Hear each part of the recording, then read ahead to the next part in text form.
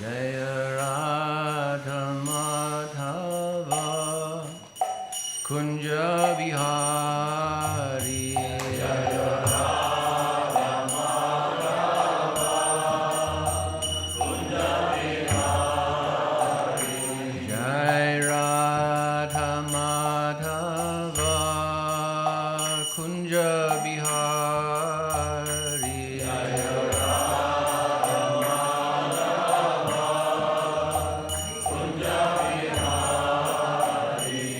Jaya Gopi Janavalabha Girivaradhari Gopi Janavalabha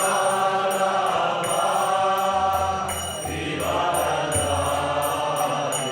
Jaya Gopi Janavalabha Girivaradhari Jaya Gopi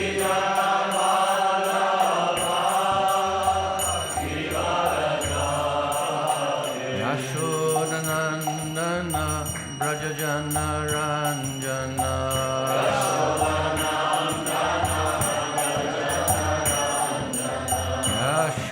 Yashodanandana Brajajana Ranjana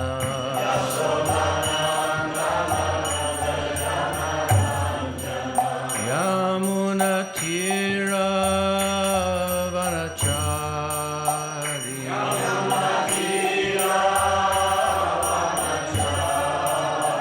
Yamuna Tira Vanachari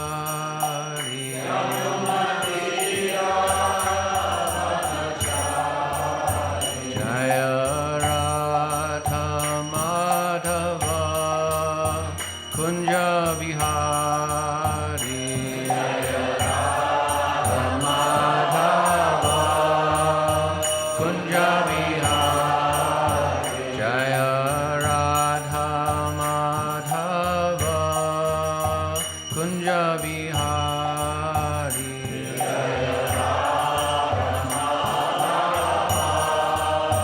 Kunja Bihari Jaya Gopi Janavalabha Girivaradhari Gopi Janavalabha Girivaradhari Jaya Gopi Janavalabha Girivaradhari Jaya Gopi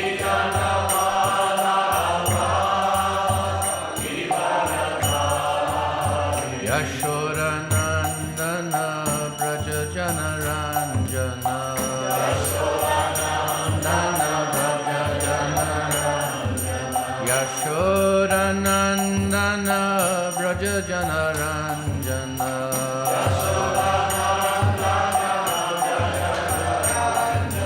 Yamuna Tira Vanachari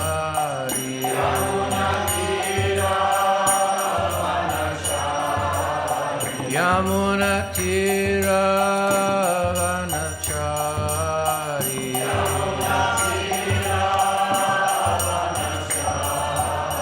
Jaya Radha Madhava Kunja Bihari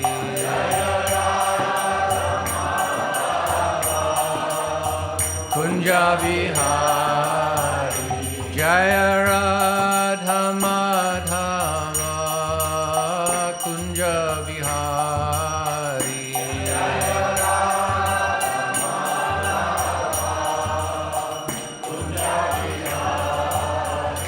Jaya Radha Gopinath Radha Gopinath Radhe Jaya Radha Gopinath Radha Gopinath Radhe Jai Prabhupada Jaya Prabhupada Prabhupada Jaya Prabhupada Jaya Prabhupada Jaya Prabhupada Jaya Prabhupada Jaya Prabhupada Shri Radha Gopinath ki, Srila Prabhupada ki, Kantara Shri Bhagavad Gita ki.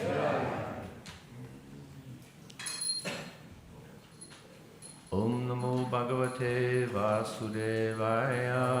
Om Namo Bhagavate Vasudevaya. Om Namo Bhagavate Vasudevaya. Om Namo Bhagavate Vasudevaya. Om Namo Bhagavate Vasudevaya. So, the organizers made a mistake. They allowed me to choose the verse. So I chose 4. So I'm starting with the one before this one. I'm looking at the Bij mantras of the Gita, chapter 10, 8, 9, 10, 11. And there's a reason why, because 9 is up there, is kind of one of the verses as a guiding principle for ISKCON communications. So it was important, we thought, to spell it out in some way that we understood it. But it's connected to the other 3, so we can't disconnect it. And it is very interesting that these are considered the Bij mantras, the seed mantras of the Gita, that the message of the Gita is contained within these mantras.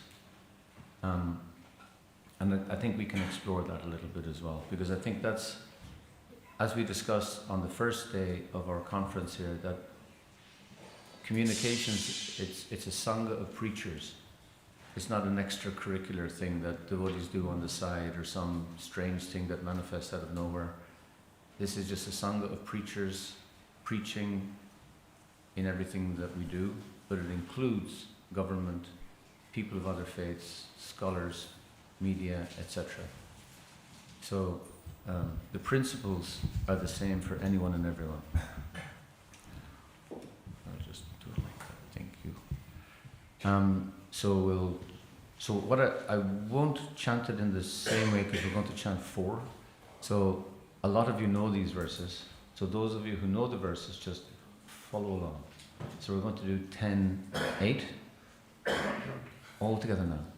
Aham sarvasya prabho matak sarvam pravartate iti matva bhajante mam buddha bhava samanvitaha. That's great. Everyone knows it.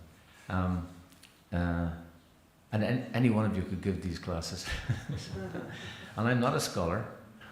I'm not anything special. I'm just like yourselves in that sense. How many of us have formally studied this at any great level? And still we can, wax lyrical, and that will be contained in the next verse. But this verse says, I am the source of all spiritual and material worlds. Everything emanates from me. The wise who perfectly know this engage in my devotional service and worship me with all their hearts. Seems fairly simple and straightforward, but one thing that I learned from it myself is, Krishna says, Prabhupada translates this as, I am the source of all spiritual and material worlds. And it says, Aham, I, Sarvasya, of all, Pravaha, the source of generation, Mata, from me, Sarvam, everything. The Prabhupada translates everything as spiritual and material worlds. That becomes significant when you're in the field and you're with someone who is of an Abrahamic faith, particularly Christianity. Because there is an idea in those traditions, I say particularly Christianity, that God is transcendental. He's transcendent to this world. He's not in the world. Hence, we don't create a form of God because he's not there. It's kind of offensive. So, and this is a big issue. The whole Reformation in Europe that created the world as we know it, and the legal systems that we know, the social perspectives that we know, the political theories that we know. The Reformation was based specifically on this point of idolatry, on this point that God is elsewhere, he's not here. The Prabhupada is saying something very, very different. It says, I am the source of all material and spiritual worlds. Krishna is absolutely everywhere. Hence, he's on the altar in the form of stone. You can accept that form. And then there are all these Shilas there, these little stones.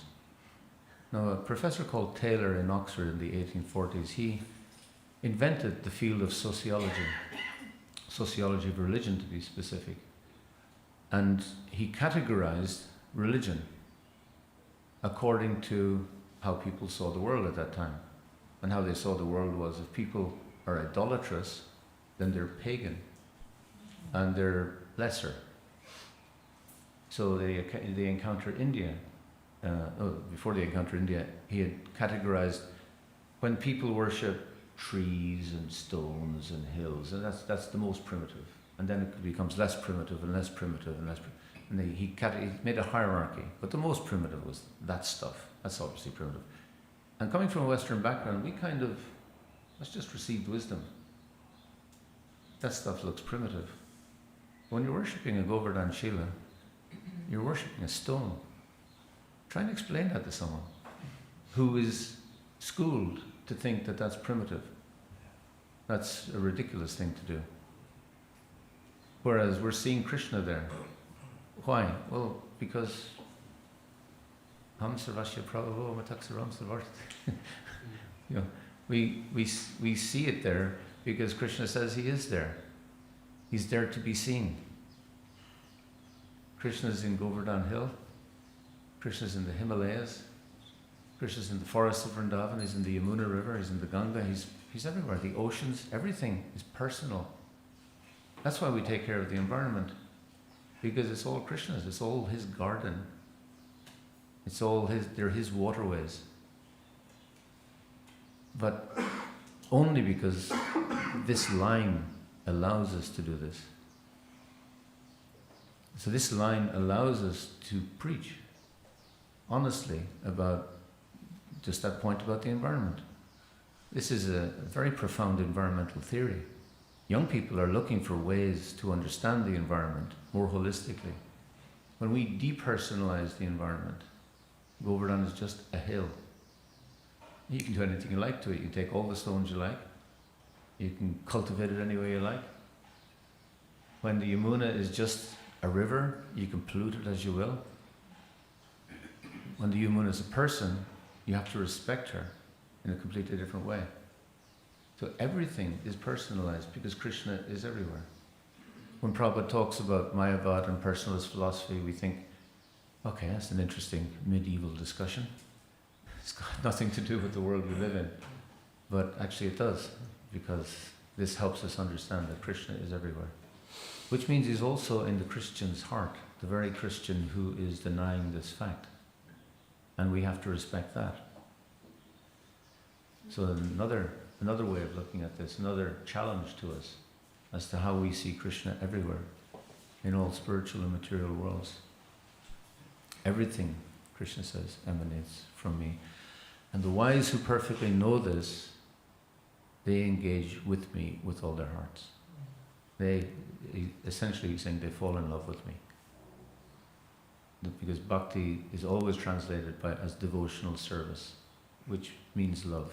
It's a definition of love. Love is service. It's something we do. But he's saying that those people who perfectly know this, they love me with all their hearts. Because when we fall in love with someone, it is with all our hearts. In one of the purports here, Prabhupada says that at the end of the purport, he says they fall in love with Krishna as a boy with a girl. It's the same feeling, he said. We develop that feeling when we realize who Krishna is and where he is. He's everywhere. When we go home at night and we close the door and we turn out the light, you can't see. He's everywhere. He's in our heart. He's every part of us. That's very profound. So on to the next text. All together now. All together now. Okay. Matchita matkata prana bodhayanta parasparam katayancha shamam nityam tushanti cha ramanti cha. This is a lovely one. So those very devotees who've just fallen in love with Krishna. The thoughts of my devotees, my pure devotees, dwell in me. Their lives are fully devoted to my service, like anyone in love. And they derive great satisfaction and bliss to Shanticha, Ramanticha, always enlightening one another and conversing about me. And Bodhayanta is in the synonyms is preaching to each other. It means sharing realization. So we share realization together. We talk together about our experience of Krishna. And this idea of experience is very important in all Indian traditions. It's how we experience God is the most important thing in our lives. We all have our own individual experience of Krishna. That's why we stay. That's why we come, and that's why we stay.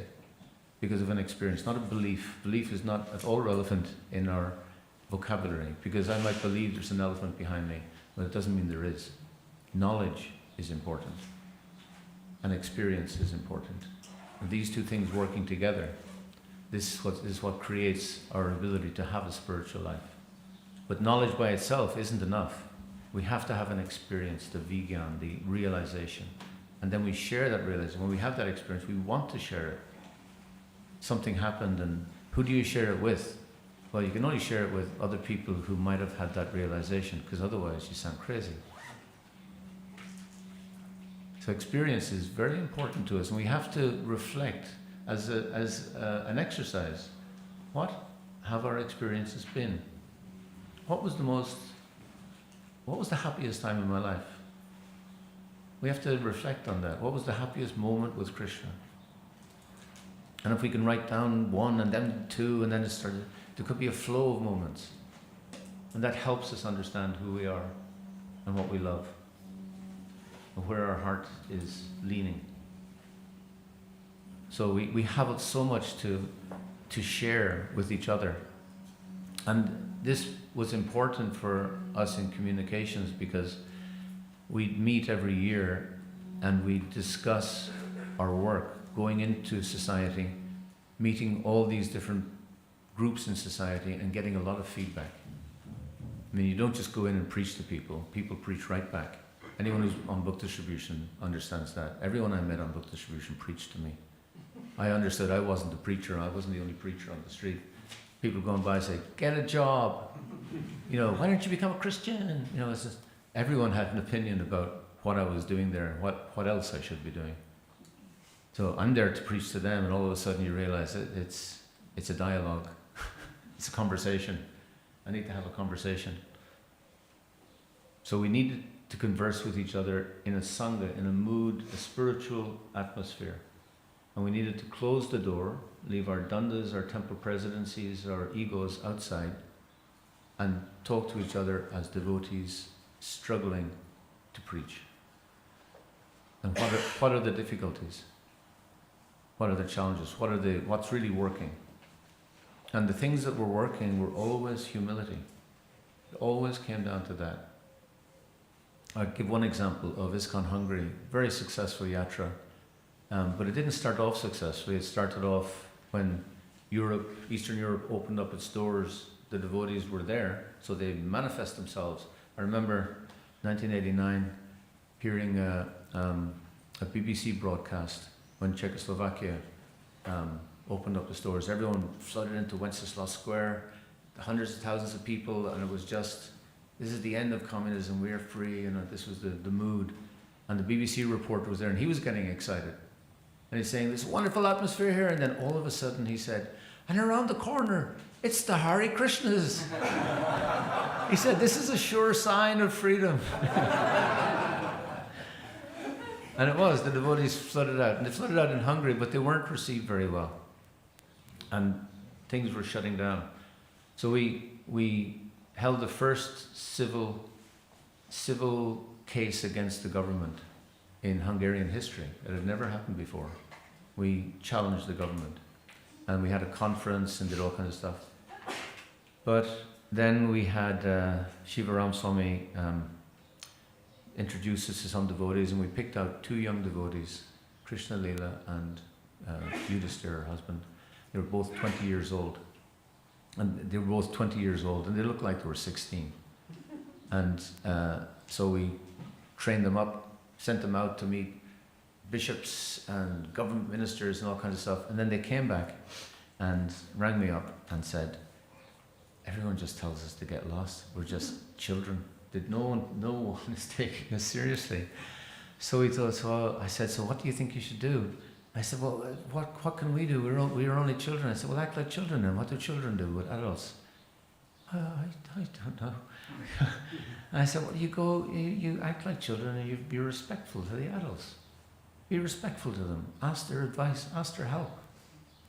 Be in the humble position. Put yourself in that position where they can help you.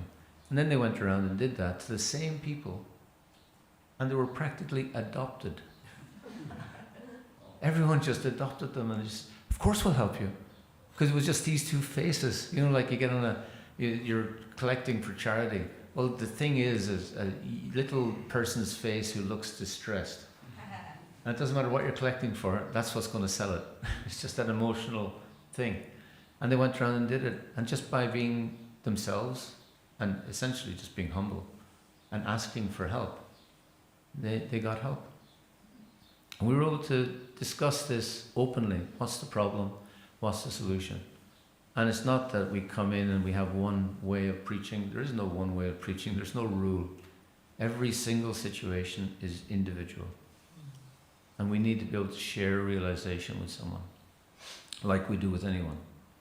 And learn how to do it with people who are devotees, non-devotees, but we have to share a little bit of our heart to be taken seriously. Because only when we touch someone's heart do they take us seriously. We can blah blah to their head and convince them of all this stuff, but it's not going to change anything. It's going to make them feel interested, and they'll certainly think you're very intelligent. But really, if we have something in our heart to give, that's what's going to transform the world. So this idea of sharing of realization, sharing of katha, the pastimes of Krishna, and the pastimes of Krishna in our life, our experience of Krishna. One embarrassing story of my own is I was on book distribution and we had kind of got it down. The big book distributor in America at the time was Pragosh, and he was just brilliant. He was like an amazing person. He came over to Ireland and he couldn't believe it. He just thought it was so easy. He was doing book distribution in airports where people are ultra passionate Americans, and the Irish were just all walking around the street and laxatives. And we didn't do book distribution in Dublin, the capital, because it was too passionate for us. You know, we couldn't handle it. Pragosh went out and he would just stop 5 people and give them all books and just go, Hare Krsna, Hare Krishna, Krishna Krishna, say the whole mantra. And on that basis they'd buy a book. We look at him, oh my God, it's a miracle.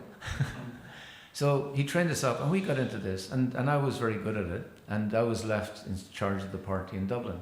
So I was feeling very empowered, you know, and we had our little mantras, and so stopped one guy and I said my mantra, it's a science of self-realization, it will help you understand yourself and blah, blah, blah, blah.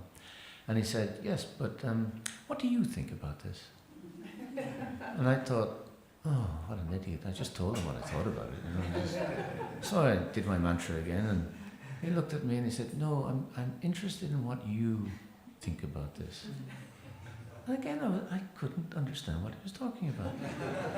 So I tried again, and he said, no, I'm not very interested. And he gave the book back. Now, that morning, I don't know if anyone remembers, before Prabhupada's letters were published, it's certainly in Ireland, we get about 10 letters every 3 months. And we'd read those letters again and again, photocopies of letters. And these were like gold, Prabhupada's letters. And one of the letters said, a little quotation in it about book distribution, what good will your 3-minute lecture do? And here was me, I just given my 3-minute lecture, and I'd failed miserably, and I'd just read it that morning for the first time in my life. It was like, that's what it was. I failed Prabhupada. That's what's going on in my head. This all happened in a second. And he was looking at me and he said, what do you think now? And because I was just in this introspective, I just said what I thought. It was like the most, sounds like a stupid thing. I said, I've let down my spiritual master, you know, because I couldn't sell this book to you. And he said, that's it. And he took the book, gave me a donation, and disappeared before I knew what had happened. And then he was just in the crowd, he was gone. I was like, Krishna, just coming and saying, so what do you think? That's all he wanted to know. And he was, I remember, and as I was talking to him, he was a school teacher from Galway, the other side of Ireland, in the middle of nowhere in Ireland. But he was teaching me, how to be myself, how to be humble. Not just, puffed up about, I have a mantra, I will sell books. And if someone doesn't buy them, they're the idiot. So I wasn't sharing my heart, I wasn't sharing my realization, I wasn't sharing katha. I shared katha at the very end. Just a little something. It's the only way we can preach convincingly. The next one, text 10, beautiful verse. Tesham satata yuktanam vajatam pritipurvakam dadami buddhi yogam tam yenamam upayantike. But those two verses, Krishna is talking about the devotees. Now in the next two he talks about himself. This is how the devotees relate to me. Now he's talking about how he relates to devotees. This is wonderful that these are the Bij mantras. So he's saying very consistently with the Gita, the first 6 chapters are about Arjuna. Who are you? And then how do you act in the world? Are you attached, detached? What is your desire? It's all about Arjuna. He introduces him to himself. And then he talks about, because unless Arjuna understands himself, he can't understand Krishna. He can't have a relationship with anyone. So Krishna enables him to have a relationship with him, of love in the end. So in the beginning he's consistent. Again he talks about, this is the devotee, and this is me. This is how I respond to this person who wants to love. To those who are constantly devoted to serving me with love, I give the understanding by which they can come to me. And I remember reading this piece in the purport. A person may have a bona fide spiritual master and may be attached to a spiritual organization, but still, if he's not intelligent enough to make progress, then Krishna from within gives him instructions so he may ultimately come to him without difficulty. Thus, what more can you say than that? You don't even have to have a guru. You don't even have to have an institution. Krishna will do this. And if you're in an institution and you still don't get it, he's making it even funny in a sense. Prabhupada is if you're in an institution, you're reading the books, but you just still don't understand, Krishna will help you. And there'll be no difficulty. It's just such a wonderful, open-hearted response to someone trying. We just have to try. And it says, to those who are always devoted to serving me with love. And I would say even trying, because we're all just trying. If Krishna is saying he's going to help us, it means we're not perfect. He's going to help us because we're not perfect. He gives us the understanding because we don't have it. We have no idea what's going on. We have all these plans and we go out and try and change the world and all that kind of stuff. We don't know what's Krishna's plan. How can we understand Krishna's plan? We can't. Confirmed.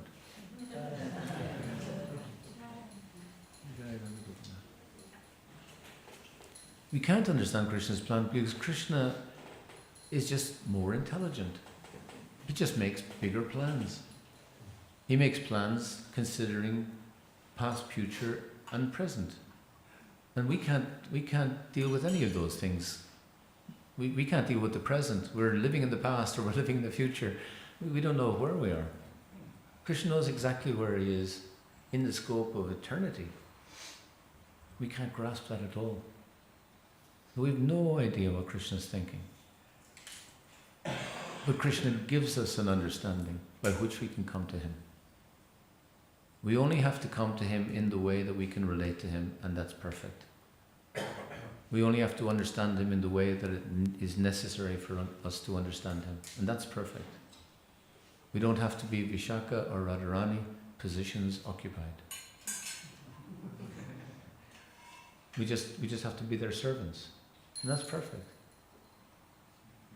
We can lead a perfect life just by serving Krishna.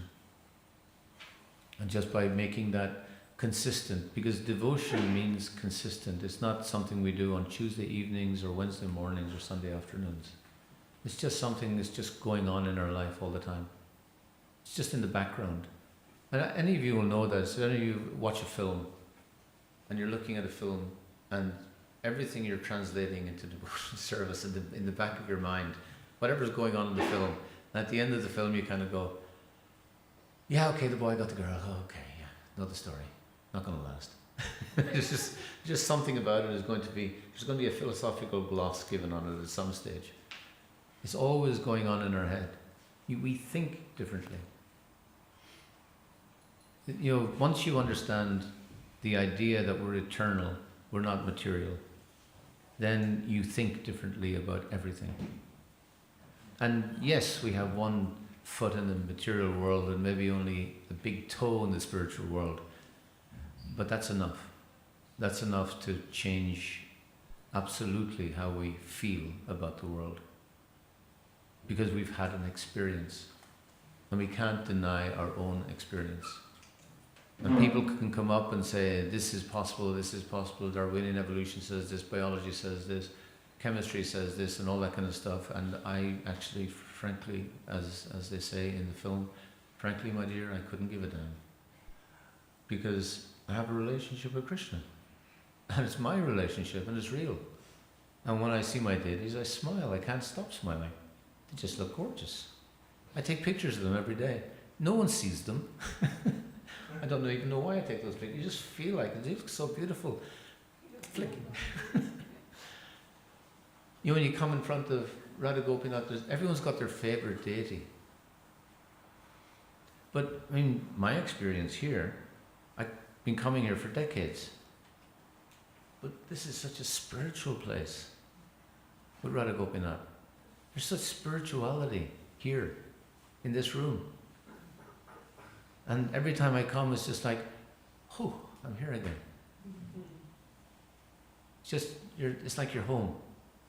The place I really feel at home, actually, is Krishna Balaram Mandir. Has anyone had this experience? Maybe you've all had this experience. You go in front of Gaur-Nitai, and they're just gorgeous. They just look beautiful. And they radiate happiness. And then you go in front of Krishna Balaram, and they're even more gorgeous. No, I've done this, and I've gone back to Gaur-Nitai. No, they're gorgeous. And I go to, no, they're gorgeous. And then I go to Radhasham, and I cry every time. Then I go back to Krishna Balaram. You know, I said, no, they're gorgeous. It's just something about them is just, how can you deny that? And I always had loved Lord Nityananda. I was in front of Gaur-Nitai and Krishna Balaram Mandir, and this old man came to me. I was standing in front of them, and he tapped me on the hand, and he said, never forget, you are eternal servant of Nityananda. I walked away. Who was he?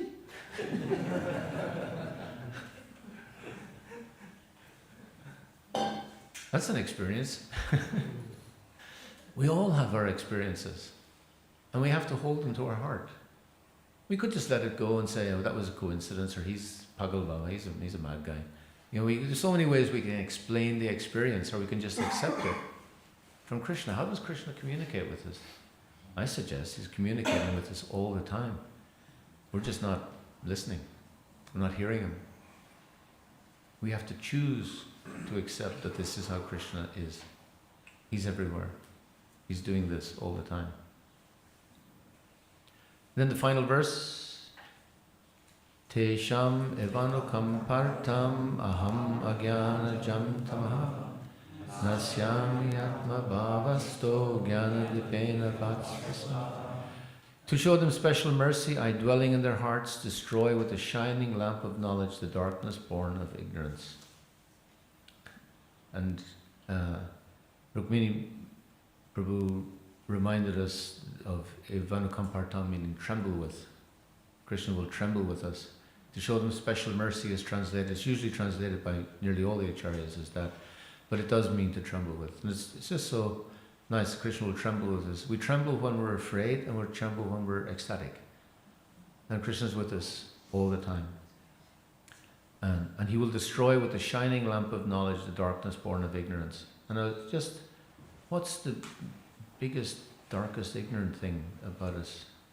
And I think for me it's my fear, and possibly fear of death. Because push comes to shove, nobody who's gone over has come back. So what exactly happens? Is it going to be painful? Am I going to be able to chant Hare Krishna? I don't know the answer to any of those questions. So, but if you're a devotee, Prabhu, it'll be okay, and that makes it worse. Yes, reflecting on if I'm a devotee enough or not is like, okay. So, but Krishna, he destroys the darkness with the shining lamp of knowledge. Again, he comes to us, he shows us.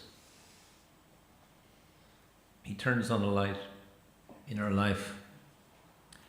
So, I had two sister-in-laws. One of them I knew since I was 10 years old, and she passed away very suddenly. My brother rang me and said, Mary is very ill. My brother is a devotee but always lived at home. Spent some time in the temples, but he lived at home with his wife. His wife had 7 brothers who were all butchers, and she did their accounts. So she wasn't a vegetarian, surprisingly. My brother was a vegetarian. But they lived harmoniously together. They had been together since the age of 10. Right? They'd lived all their life. When he said that, I just knew this was deadly serious. I got on a plane, flew to Ireland, got there, and I got there 3 hours after she died. And I sat with my brother. Now, my wife had died 10 days before. So I knew I knew what he was going through a little bit. So I knew he has to get a perspective immediately to take him through this. So I sat with him, I said, what happened? And he said, I don't know what happened. She just started feeling pain. It was in the night, and she asked me to sleep downstairs because she was in too much pain. She said she didn't need anything. And then she was crying in pain. He went up to her, and it just got too much. And then eventually she just went, Krishna, help me. Krishna, Krishna, help me. She died.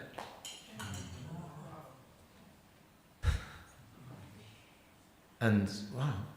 So it's like, I said to him, I lead my life for that moment. She got it for free. She didn't do anything.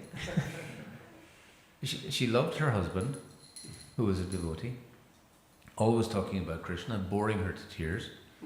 She loved myself and my wife. So she was hearing all this stuff, and she said, they're starting again, And but at the time of death, just something. Then my other sister-in-law, my wife's sister, so again, both in their 50s, she got cancer, and it was her last days. So I came down and I was with her. It was like a vigil. And I was just sitting there the whole time chanting on my beads. And that family, they understood this. It was no problem for them. They were happy I was there. And I was just chanting on my beads the whole time, just waiting for the time.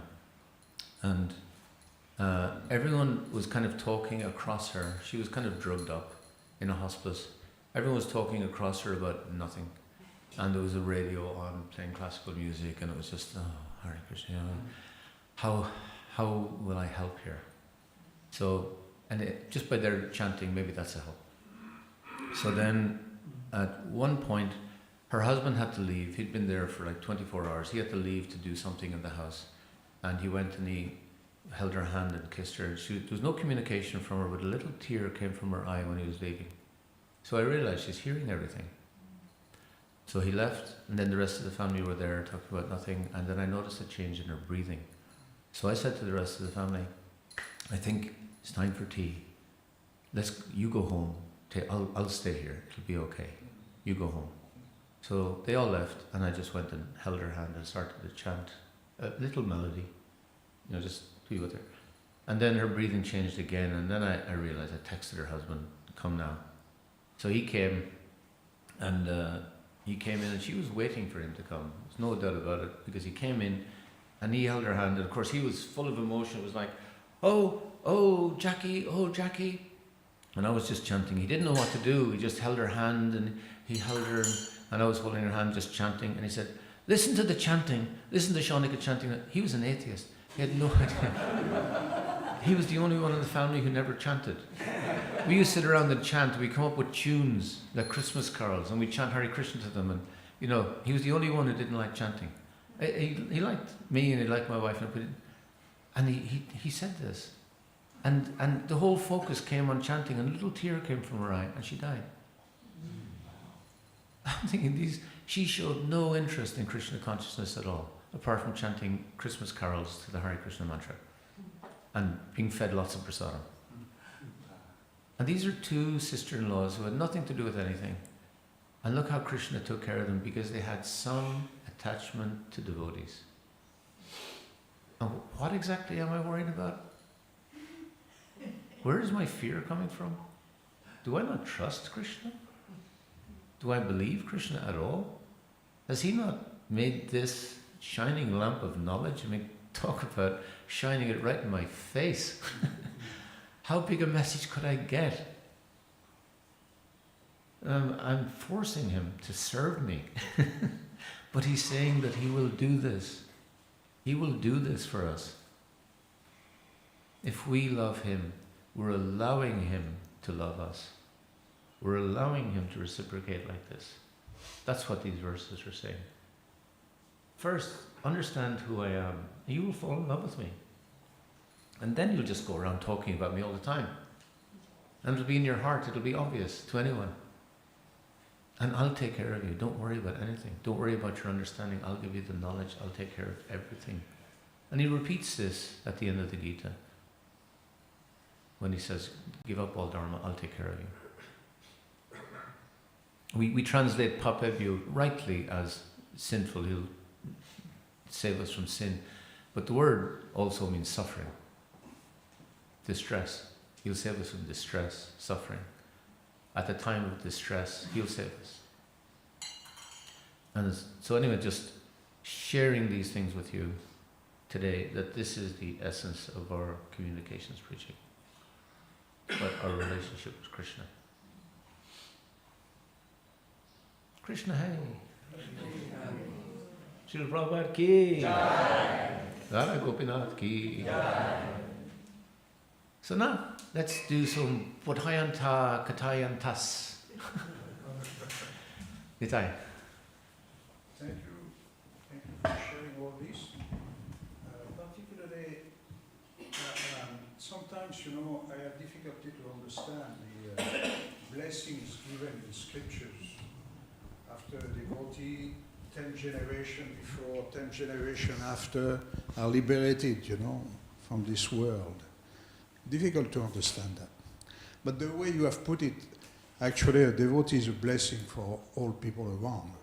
And that's a nice way to understand it. Another thing you said about Radhadesh. Radhadesh being a very spiritual place. See, this devotee in front of me, Gaurabhakta Prabhu, yesterday, I know him from 45 years. And yesterday, he told me something that was amazing to me. He told me that he was with Vishwambar Prabhu and Indradyumna Swami, one of the first ones to put his foot here in the property for the sale of the property. So I would like to ask him to tell exactly what he said yesterday to share with all of us. Because from that place that he described to the place that he is now, it's really wonderful. Hare Krsna. Yeah, we came from Paris with Indradyumna Swami and Vishwambar Maharaj, all the way traveling. When I arrived in the board, at that time there was I had Algerian passport. They didn't let me come in. 79. And then they didn't let me come in, but Indradamna Swami preached to them. He said, no, he is a secretary, you should let him. He cannot go, he's with us. Finally, they accepted. So we arrived here, and the place was totally abandoned, dark, no light. We opened the door, everything was dark, dust. But Vishwambar Maharaj said it's a good place. And this is how we bought the Radhadesh. That day, never forget. Hare Hare. Hare Krishna. Hare Krishna. Thank you, Guru. Thank you for sharing. Hare Krishna, thank you so much for a wonderful class and this very inspiring example with your sister and husband and all your family. Related to that, one very significant thing's coming to my mind. There was one scientist who was researching on cognitive experience with the people who claim for themselves that they believe in God. So he invited them all, they were from different religious denominations, and then he asked them, so when you believe in God, can you describe your God? How he looks like, how he behaves, how he acts, what's he like? And they did describe almost the same, all from different denominations. They all describe that God is omnipotent, ever present, he's always with everyone, in every place. And then he just switched to another set of questions to the same participants. And then they tend to describe God as an ordinary person, that God is first on one place, then another, then with one person, then another. And he came to the conclusion that they actually don't believe what they think that they believe. So he said there is a missing link in their cognitive experience which prevents them to get real practical experience of the theology or theory they are all the time listening and learning. So in experience that you share with your husband of your wife, he thought that he don't believe, but this experience in the end actually shows the opposite. And that's really interesting what's happening all the time, because we have different belief systems. Someone tried to believe in God, someone in science, in politics, anyway. But most of the time we are not aware. That's what Srila Prabhupada called Krishna consciousness, to be really conscious. And I was just thinking what could be maybe your hint to us, what we can do to somehow avoid this trap, to miss this Krishna consciousness, and to try to really get full experience in our spiritual life, experience of Krishna. Well, that's a tall order. If I had that, I could package it and sell it for a lot of money. For me personally, what's helped me is to see Krishna in difficulty. You know, when you understand prasad is in happiness and distress, in success and failure, in fame and infamy. Krishna makes you infamous. He takes away your reputation. That's really heavy. You don't know what to do next. And when you're really depressed, distressed, how do you see Krishna in it? He's there. That's a real challenge. And one thing that's helped me, I do chaplaincy work in Oxford. It started with students, but because it's a university thing, the university runs 5 hospitals and 2 hospices. So I just, by accident, became chaplain for those as well. So I started getting phone calls from the hospitals some years ago, and the first one I got was, I was sitting down to take my midday meal, and it was hot. I got a phone call from the hospital. I didn't know, who was this? You're the chaplain? Sorry? The university chaplain? Well, I do chaplaincy to the university. This is the hospital. We have a young girl who's dying. Her family are here. We need your help. What are you going to do? can you wait till after lunch? It's just not an option. So I had to go up there, and the girl had died 5 minutes before I arrived. 12-year-old girl. The parents are there, just blank looks on their faces. The nurse comes up, please help them. Now, I don't know, they're brown skins, that's all I know about them. Who they worship, do they care? I have no idea what I'm dealing with. And I have to somehow help them in this circumstance. So, where do you go? You just say a prayer. Krishna, help. Please help me to help these people in any way I can. And to do that, I have to find something in myself that is able to have any compassion, any feeling that what these people are going through. I may suddenly decide that the wise are not neither for the living nor the dead. It's not relevant. I haven't found a single philosophical sloka that I can share with someone at that moment. It's not relevant. This is a completely different circumstance. When someone's dying and you're with them when they're dying, and again you've been with them maybe for some days, you've found out something about them, you've found out some things you can say to help. So you're trying to help them in the best way you can. The only thing in preaching is they know I'm a devotee. I'm not preaching to them if they're not signed up, shall we say. But they know I'm a devotee. I will pray with them. I don't ask them what their prayers are. Generally, they don't have any prayers. I pray with them. I give them prayers. I chant Hare Krsna or Govinda Jaya Jaya or whatever. I'll get whole families around the bed. The last time was just 2 weeks ago. I had all the families in the ICU and all the doctors and all the nurses. They all stayed and they all chanted. And the person was dying, they turned off the machine, and the person was dying, and it takes some time. And the whole family was around chanting. They didn't know what else to do. They needed to be guided. They needed someone to come and say, this is the thing to do. And they just, in that state, they just say, yes. They'd never chanted that mantra before in their lives, but they happily chanted it. And that person left with that mantra. What a gift that they gave. And you have the opportunity. It's a terrible circumstance. And in doing it, like with my sister-in-law who died of cancer, it so happens that a month before, at a checkup, the doctor found something in me, and it was suspected cancer. So they sent me for an MRI, and I hadn't had the result yet. But the doctor suspected it, the consultant suspected it, and they were already talking to me about the therapy and the treatment and the operation. So I was there holding my sister's hand, staying 2 days with her, watching her die of cancer, knowing that this could be me in 6 months' time.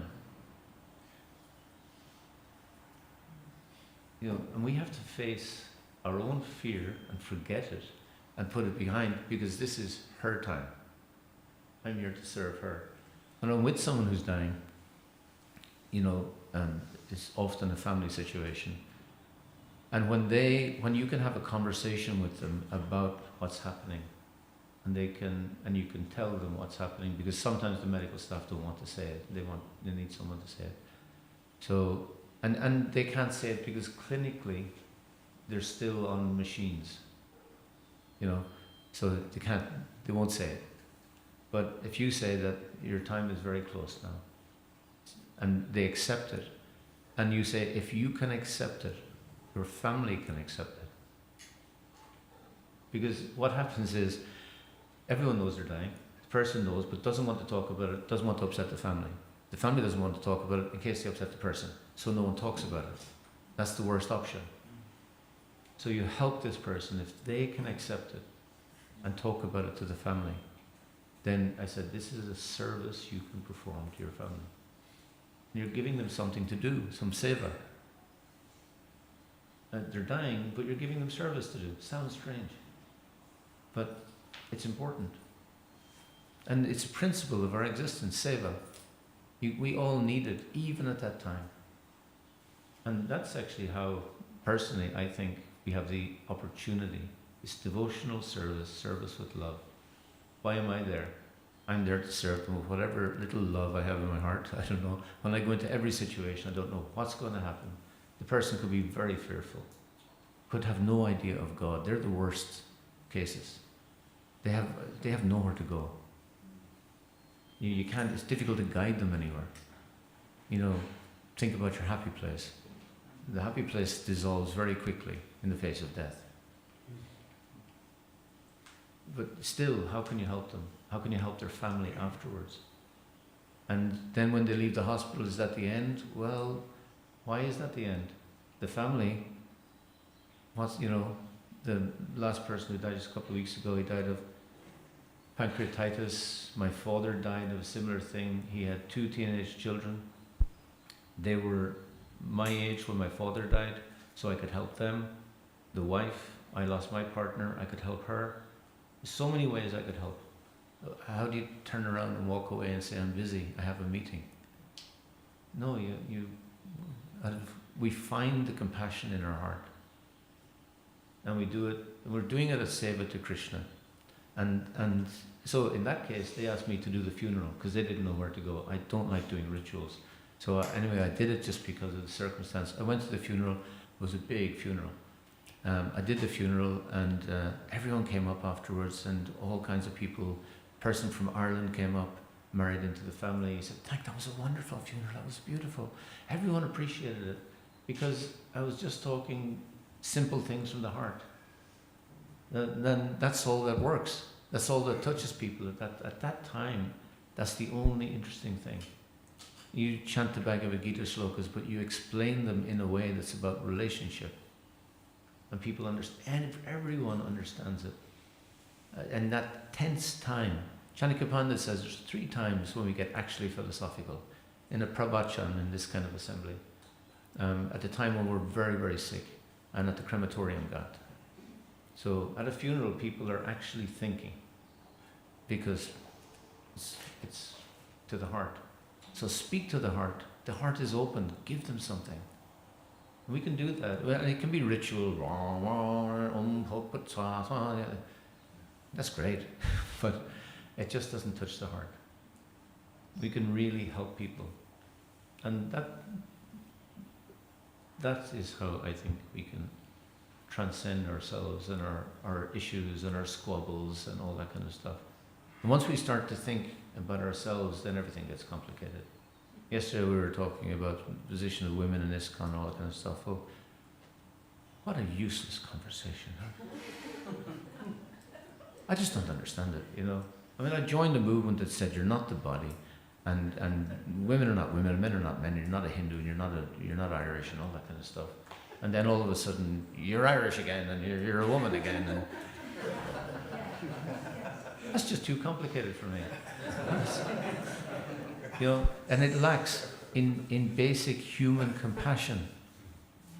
Just human compassion. Compassion means to be with your passion. I will be with your passion. Your passion, your time of distress, and that passion. That's what the word means in that sense. Compassion.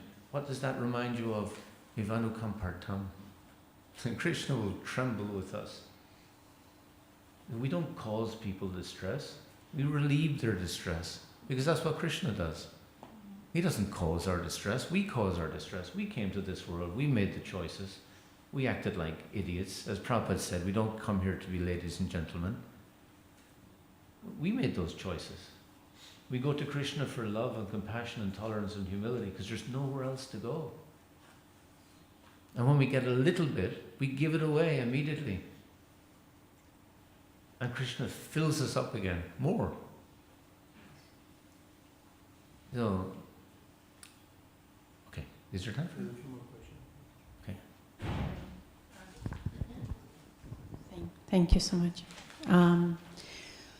So you were saying that Krishna will give you knowledge from within. I mean, you were saying it from the Bhagavad Gita, yes. And I just wanted to share that I spoke with a Mataji from, she joined in the Soviet Union. We called those devotees veterans because they joined before the official registration in Russia. And I heard it from her and also from other veterans. They were back in the 80s, they didn't have senior devotees, they didn't have books because books were like not really available. And one Mataji told me the first time she saw the Bhagavad Gita, it was like hidden under the bed and like, you know, taped with scotch. So and she could only read it at the devotees' home.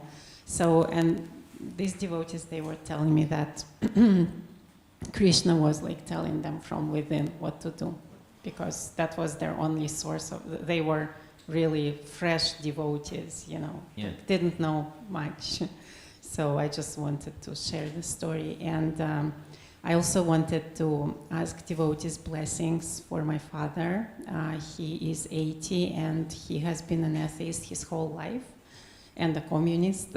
And he got christened half a year ago. It was his desire. It's like a miracle, you know, person his whole life, and then he says, I want to get christened.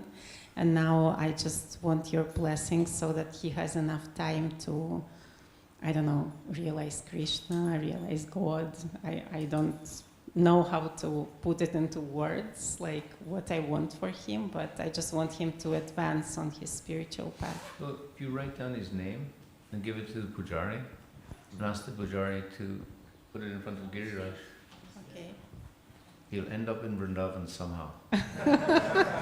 Okay, that's what I'll do. Thank you. Hare Krishna. No, thank you. Here's a story about the devotees in Russia in those days, in Belarus. This was, Harikesh went there and kind of went there undercover and everything like that, and it was just him.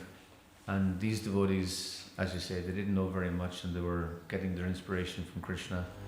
And he arrived late at night and they received him very nicely. They gave him a room and a lovely bed. They didn't give him anything to eat, but he thought maybe it's too late at night. So then, he told me this story himself. He said then he woke up in the morning and they had a lovely morning program and they gave a class and they had lots of questions, really lovely devotees. And then they all went off for breakfast, but he didn't get any breakfast. So then it came to lunchtime and then they provided a lovely lunch and they invited him in and everyone was having lunch and they sat him down, but they didn't give him any lunch. And so eventually he asked, because he was starving at this stage, and he said, just, why aren't you feeding me? And they looked at him, and they couldn't figure out what was wrong with him. And he said, no, I'm just asking why you're feeding, but you are a pure devotee. Pure devotee relies on no material thing, no? So Krishna can give us the understanding, but sometimes it gets jumbled in the transmission. Jai. Hare Krishna. Srimad Bhagavad Gita ki jai.